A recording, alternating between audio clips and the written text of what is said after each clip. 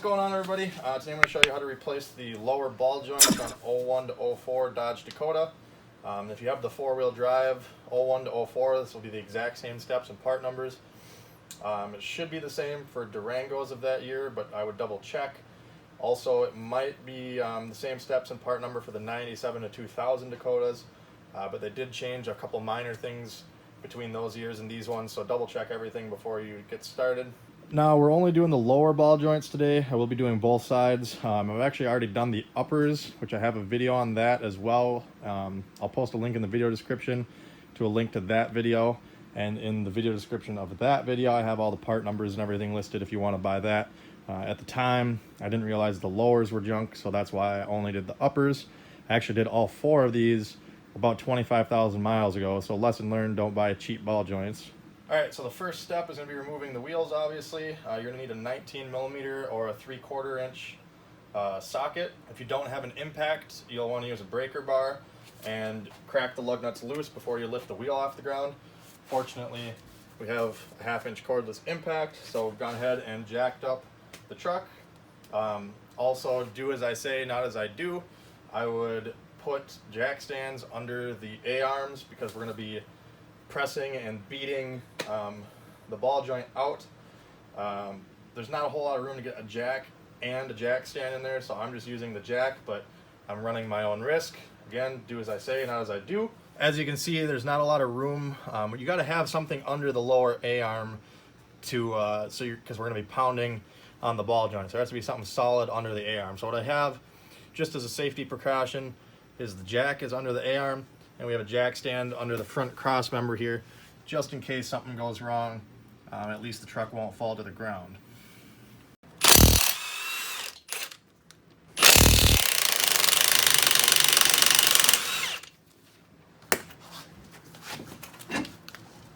Alright, so what we're going to do is be removing the brake caliper, the upper ball joint, the tie rod end, and more than likely we'll have to undo the nut here for the CV shaft. I don't know that we'll have to fully pull the CV shaft, but we'll at least have to undo the nut.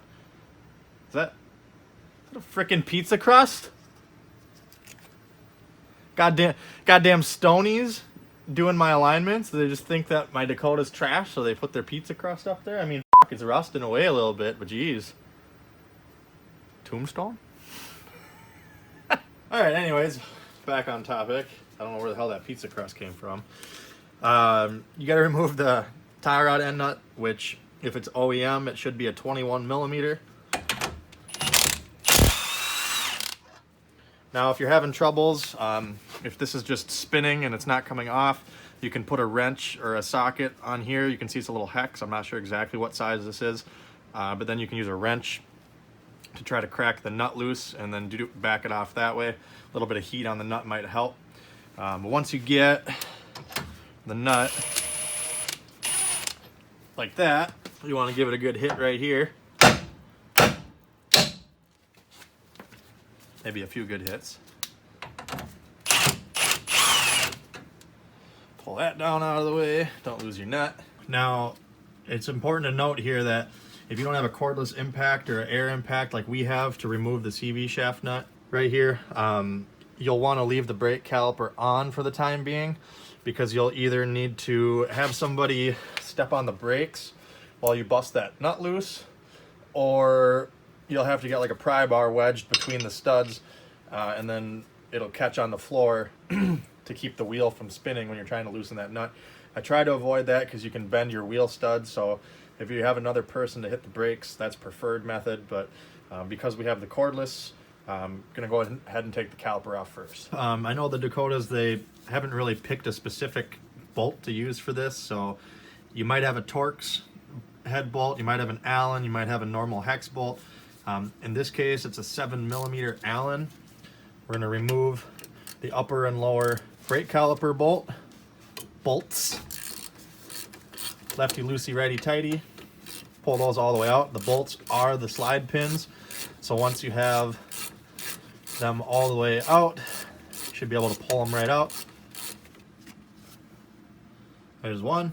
And number two. If you have this weird bracket that holds your brake pad and caliper tight like I do, you have to take that off So I'm just gonna pry this out. Basically just have to get these tabs out, but it can be a pain. When in doubt, get a bigger pry bar. And safety glasses or caution used here because it's gonna go patoing. Can't win. Twang! All right, now we're gonna remove the caliper. Again, might need a pry bar. Just kind of walk it off of there. I don't like to let the caliper hang by the rubber line just because it puts extra strain on it. So what I'm gonna do is put like this bungee cord on here and try to find something that I can hook it to keep it out of the way. I'll just loop it around the A-arm maybe, and then hook it on itself. Something like that. It's out of the way, it's not hanging by the brake line. Now we'll remove the brake rotor. Just pull it off. If it's rusted on there, might have to give it a couple hits from the back side and make sure not to bend your dust shield out. I would come from right about here where the caliper was. It's a nice open area. All right, now you'll want a pair of pliers or side cutters or something of that nature to straighten out the cotter pin here if you got one. Some trucks won't have a cotter pin. They'll just have a lock nut instead. This one does have a cotter pin, so I'm gonna straighten these out best I can. And we'll have to pull it through the CV shaft. What I do is kind of use the side cutters. Don't want to cut it, but bite into it and then kind of pry downward. I just broke them. Look at that. Don't buy cheap tools. Junk! Alright, since that was the only pair of side cutters I have, now I'm using a vice grip instead. I'm just going to use a hammer.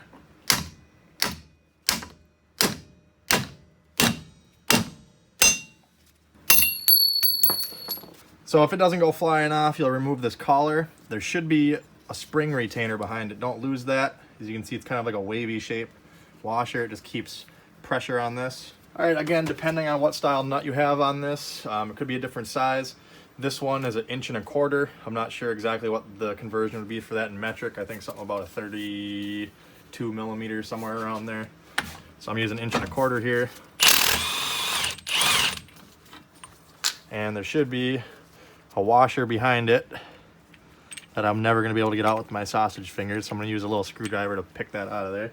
Maybe the pry bar. Nope, too big. Just cooperate. Oh my god! Pro tip, if you can't get it out, push the CV shaft in and it'll make it come out. Ta-da! Now the next step is to remove the upper ball joint. Some of them, if they've never been replaced before, they might be riveted in, so you might have to grind the heads off, in which case you'll need to replace those.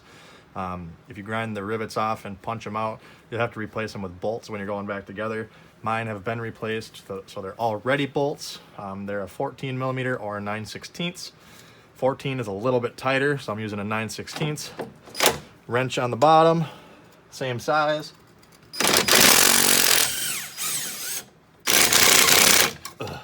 So I lied. You'll want a 5/8 or a 16 mil. I'm using a 5/8. All right, and just kind of gently let it down.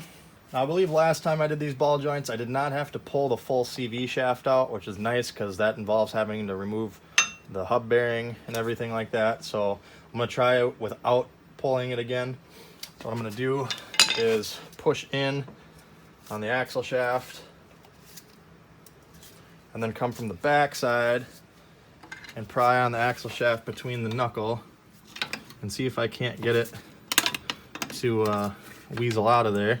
Might have to kind of wiggle it around a bit because it'll bind up from the angle that it's at. Oh yeah.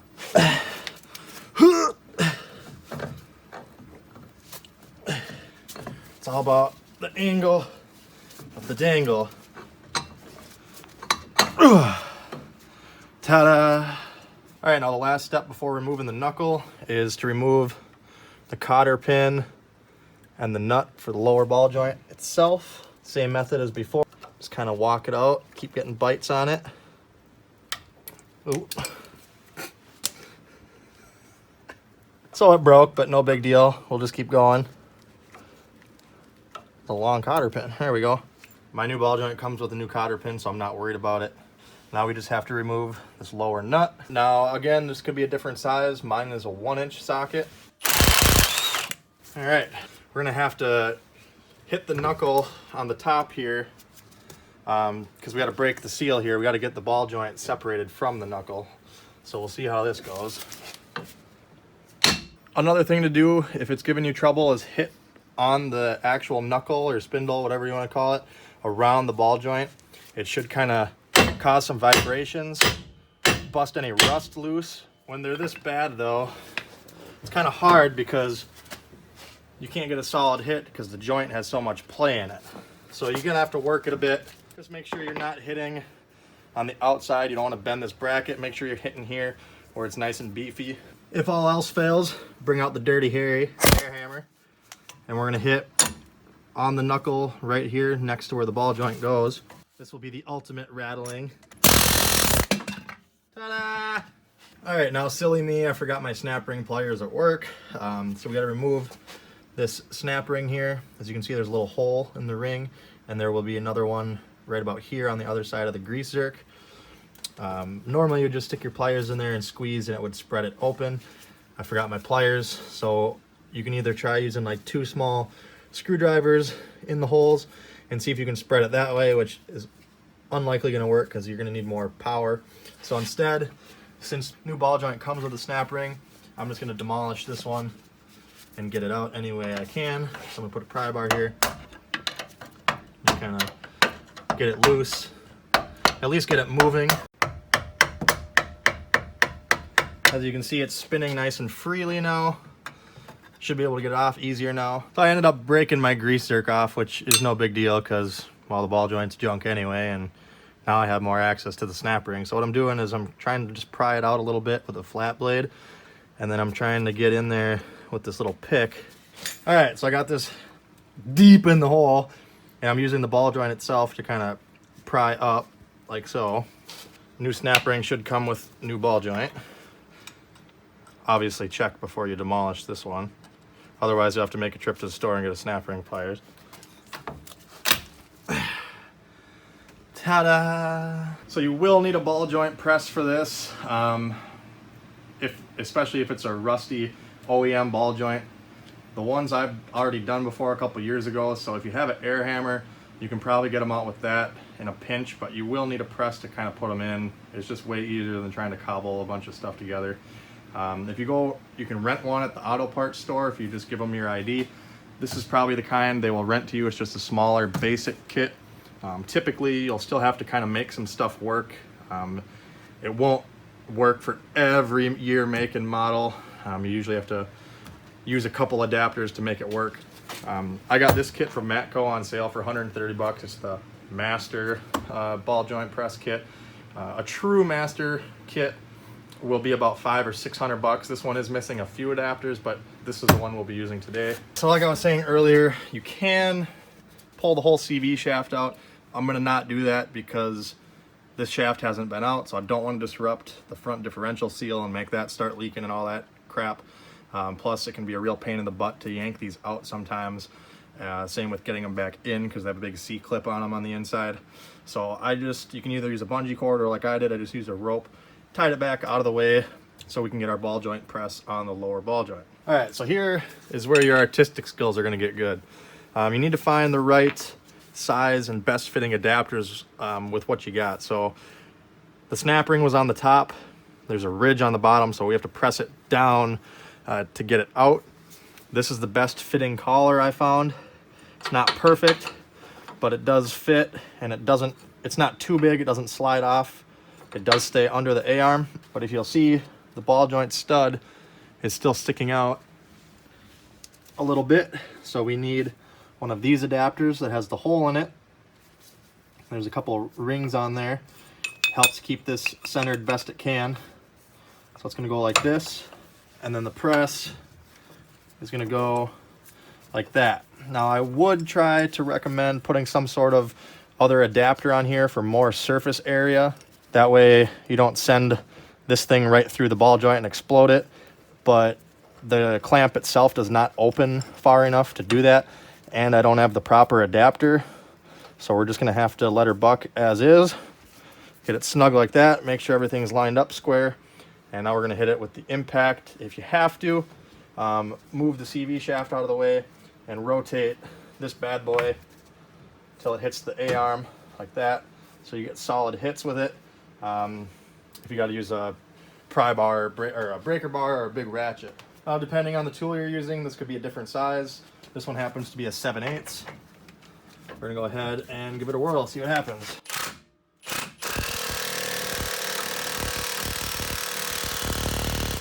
Now, important to note, if it's not moving, you don't want to force anything, break the clamp or anything like that. If it starts cocking, you don't want everything getting bent all up on you. Important to lube this up with some grease or oil or PB Blaster or WD-40. Reduces the friction, gives you more pushing power. You can see it was moving a bit there, but then it kind of stopped. So we do have a little bit of pressure built up on it right now. So what I'm going to do is I'm going to push this out of the way best I can and get a little hit right here. I try to avoid hitting on here just because it'll mushroom this. If you can't get a good swing here, then you can hit it there. I wouldn't do that if it's a rental tool because they might get a little upset about that. But I'm not getting a very good swing, so... And it's my tool, so I don't care. And then get on it again.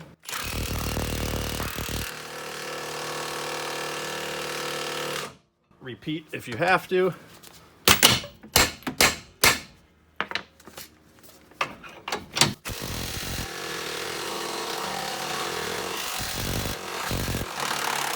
Obviously, as you can see, an air impact or a cordless 1/2 inch does wonders and really shines there. Makes the job a lot easier. Back this back out. And twang, there's our junk ball joint. All right, now don't overlook this step. Don't be lazy because this will help you out in the long run. There will more than likely be rust built up on the inside of here. I've got a steel brush and a scouring pad here. We're gonna go and just kind of brush away at it. I don't know if you can see it on camera. There we go, yeah, some dust clouds, rust clouds flying out. The more rust, obviously you don't want to remove actual metal because otherwise your ball joint will just fall right in. And that's not good, you'll need a new A-arm. But remove all the rust will make the new one a lot easier to get in.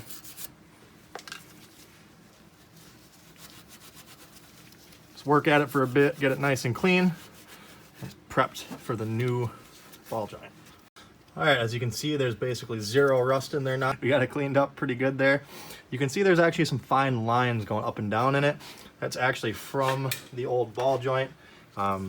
It's supposed to have them splines on there. Just keeps it nice and tight and creates a little bit of restriction when you're putting this in so it's not flopping all over.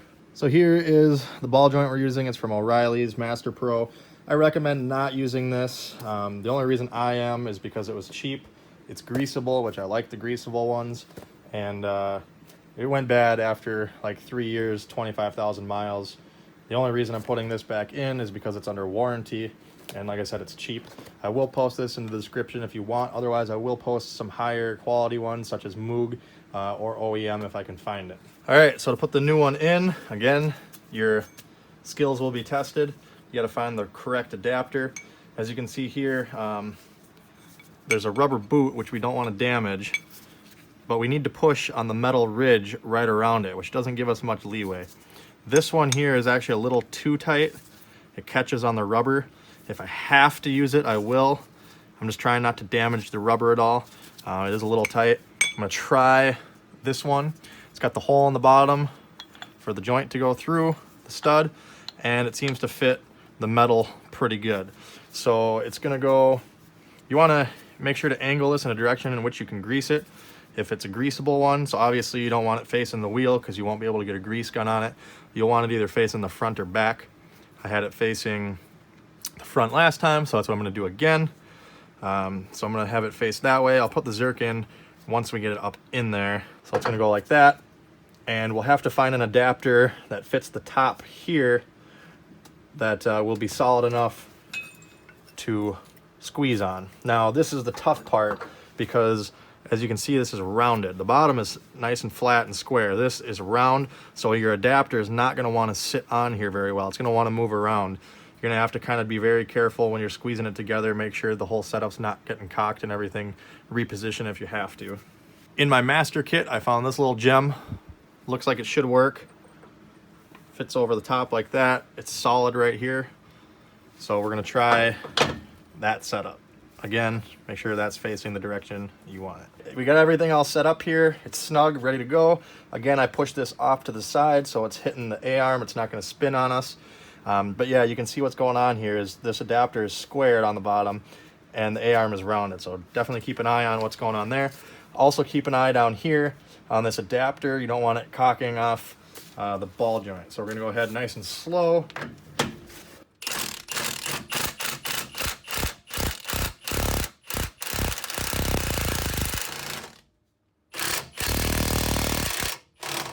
Now I'm going to stop because I believe the ball joint is actually the same size, almost as big as this adapter. So I think right now the ball joint is coming up and hitting the inside of this adapter. I'm going to take it off. Yeah, there it is.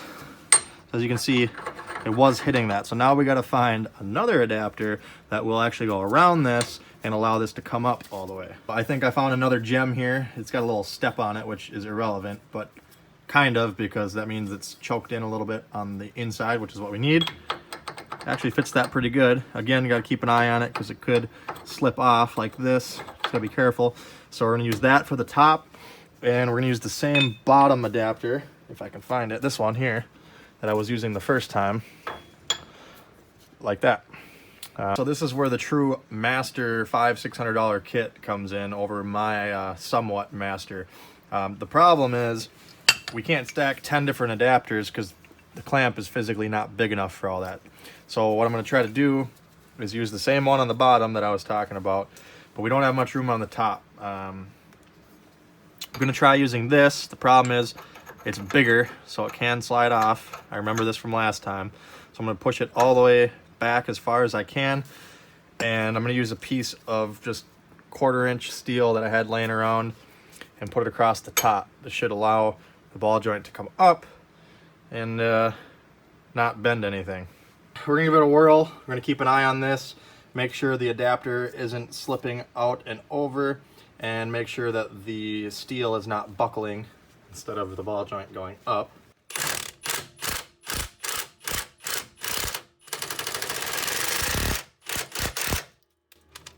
I can see there the ball joint quit moving and the 1/4-inch steel started buckling down. So we should be fully seated now.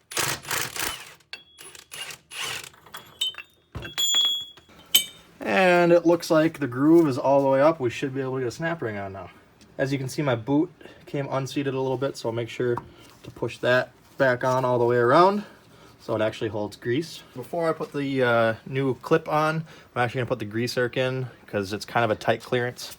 Again, depending on the brand you get, this might be a different size. This one is a 5/16 or 8mm. Either will work. Doesn't have to be anything too extremely tight. You'll just kind of feel it bottom out, cinch it. And before we go any further or get any weight on the vehicle, I'm going to put a little bit of grease in it. It's going to try to force the boot off. Since there's no pressure here holding this on, you can just put a little bit of grease in there. I just want to get some in there before we get weight on the vehicle, so that way the whole contact surface of the ball joint is getting grease. Now the rubber should start ballooning a little bit. You don't want to go anything too extreme, because if you pop it and rip the boot, you just wrecked your new ball joint. Okay, now since we don't have any pressure on this yet, once we tighten everything up, it's going to suck this rubber boot up, and you can see it's inflating there. So I'm not putting a lot in. I just put enough in to where I can feel a little bit of restriction, because it is going to squeeze it up like that. Once we get the knuckle into place, we can put a little bit more in if we need to. It shouldn't matter, but I happen to notice that this specific ring, I don't know if you can tell on camera, one side's a little flatter, the other side's a little more round. I'm going to put the flatter side facing down towards the A-arm. I broke down and went to the auto parts store because I was struggling with it too much. I'll post a couple different snap ring pliers in the video description if you're going to need some. Otherwise, you can get them at the hardware store or auto parts store. It's nice to get a set like this that you can invert it so it opens, and then you flip the you can flip it and it closes too, depending on which way you got to go with the snap ring. Ours needs to open, so I don't need to mess with it. This one comes with a couple different tips depending on what size you need. This should do the trick. Don't want to open this any further than you have to, because you don't want to stretch the ring out. It can still be tricky even with the proper tool. Plus, I'm just a struggle bus right now. Ow! Ah, finally. Now you want to make sure the snap ring is in the groove all the way around. So if you have to adjust it, put it back in, spread it, and rotate it. All right, so I've gone around, made sure that the snap ring is in the groove all the way around. I have my opening where the grease zerk is, just because it's easiest to position it there. Now the snap ring just keeps the ball joint from coming down and out. Obviously, when there's weight on the truck, it'll be pushing up, and there's a big lip right here, so it won't be going anywhere. So now we're ready to reinstall our spindle at the same time that we put the spindle on. Remember, we also have to put this, so I'm actually going to try to put the spindle on and just start the nut. I'll leave it kind of loose so I have a little bit of movement, and then we'll compress this, undo the rope, compress this, and tuck it back into the hub bearing. Now the new ball joint should have come with a new nut. Just going to kind of get it started, doesn't fall off. Push this in. You may have to rotate the hub part until the splines on the CV shaft line up. There we go. And then now we can reinstall our big washer, followed by the big nut. Just hand tight it for now so stuff stays together and doesn't fall apart. We can also put the tie rod end back up loosely for now, as well as the upper ball joint. Might have to push the upper A-arm down.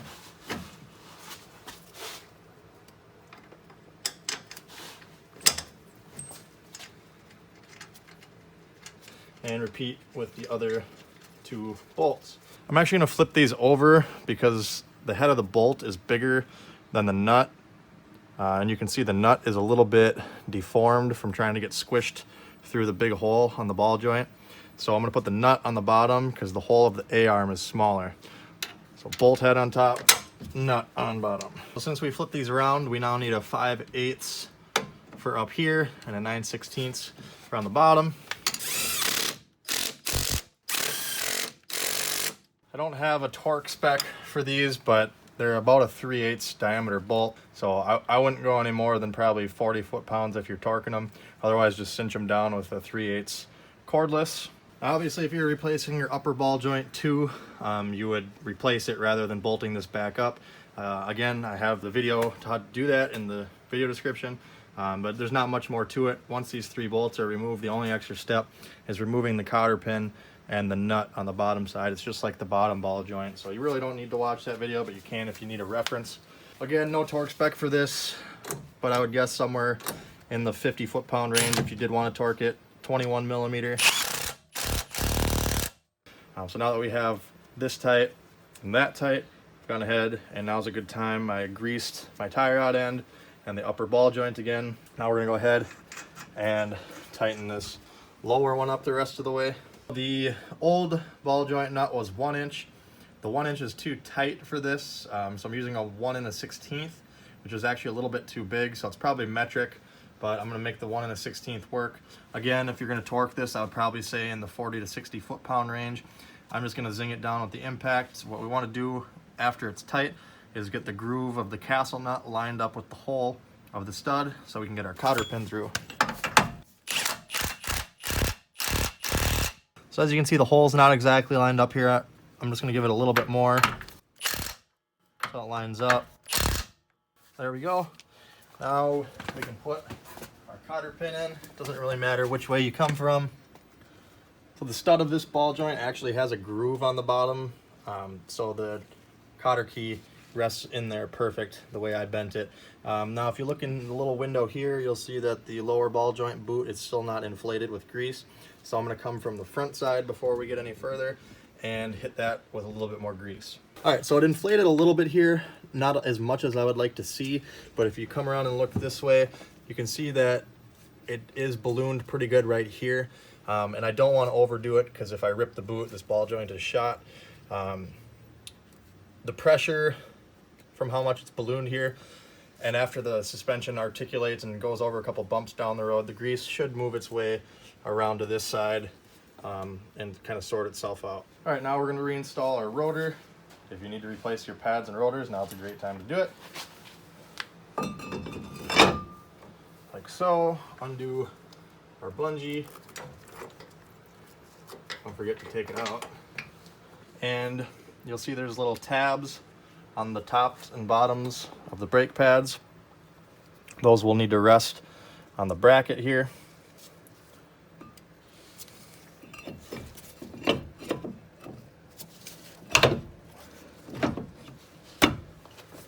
Like so, and we can reinstall our slide pin / bolts. It's not a bad idea to lubricate these a little bit with some grease or some Sil Glide or some sort of lubricant just to keep them sliding and from binding up. If you're going to torque these, I wouldn't go any more than probably 20 foot-pounds. They're not very big bolts. And now for this fun guy, if you had it, I found the easiest way to do it is to put the bottom pad on the inside of the bracket here and then get the bottom tab into this hole and then kind of force it into place at the top. So just like that. And then push forward with it while pushing in on there. Keep pushing. Just like that. Alright, so this is an important spec. I recommend torquing this if you can because it sets the proper preload for the hub bearing. Again, 1.25 inches here for this on mine. I'm finding specs anywhere between 175 and 200, which is pretty typical of a CV shaft nut, but most of them are saying 185 according to the Haynes and Chilton manuals. So we're gonna go with 185. It's still got a ways to go, so I'm just gonna cinch it down with this, and then I'm gonna have trusty cameraman hit the brakes while I torque this down with the torque wrench. Just because, like I said, I try not to wedge anything like this just because you can bend your wheel studs. Alright, the torque wrench is set to 185. Give the brakes a few pumps just because the piston on the caliper probably got pushed back in a little bit when we were taking it off. You have a firm brake pedal now. Alright, push it down.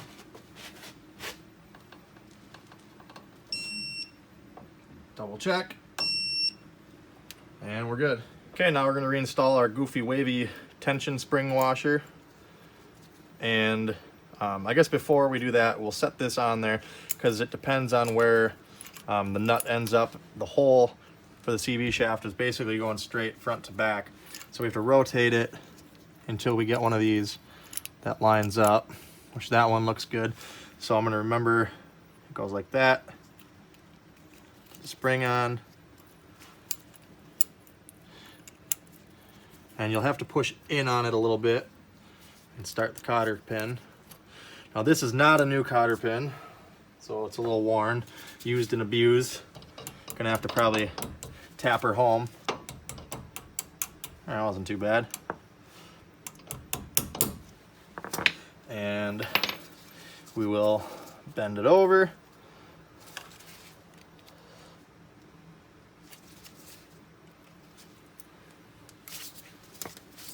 I like to get it a little flatter if possible. So now we are ready to reinstall the wheel, and just to get you an idea, general idea of what's needed to do the ball joint, there's our pile of tools.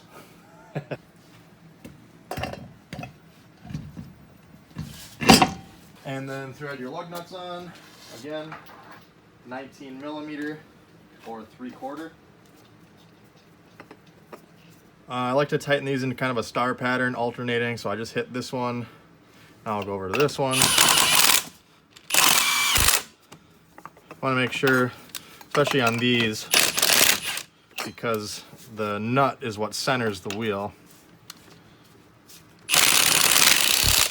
Make sure it gets tightened down evenly. Torque spec on these is 100 to 120, I believe. I like to go on the tighter end. I torque them to 120. You'll have to have the wheel on the ground to do that, so I usually just snug them up so that there's some pressure on it, drop it down, and finish torquing.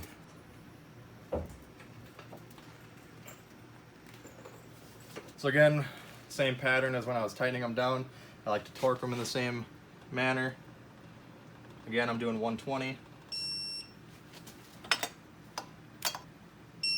All right, so now that the wheel's torqued down, I'm just going to repeat the exact same steps on the other side, and then you will need to get this scheduled into a shop for the alignment. It's important. You do have to get an alignment, otherwise your camber, caster, and all that is going to be out of whack. So hopefully this video helped you out. If it did, make sure you hit that like button.